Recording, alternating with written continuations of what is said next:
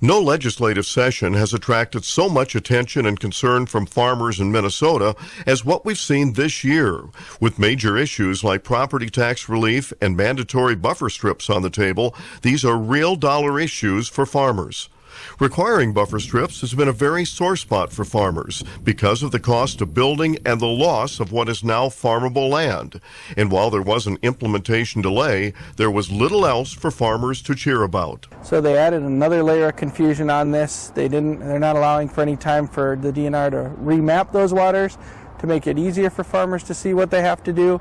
They also didn't find any money to help farmers put these things in. So the one small thing they did is they allowed an 8-month extension if a farmer is working on a plan. So they have to actively go in, talk to Soil Water Conservation District, come up with a plan to put in the buffer or an alternative. While there were dollars passed to help with implementation and enforcement of buffer strips, the burden is still on farmers. There might be something that works better on your land that can actually address the concerns better than a buffer. Farmers don't want their soil, they don't want their nutrients in the water.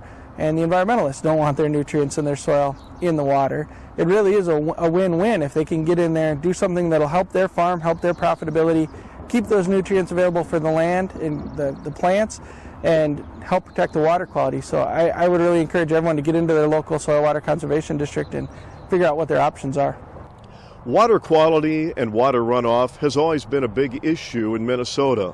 It's a big issue to farmers. They want to conserve the soil, they don't want water runoff, and they want to conserve the land. There's no doubt about that.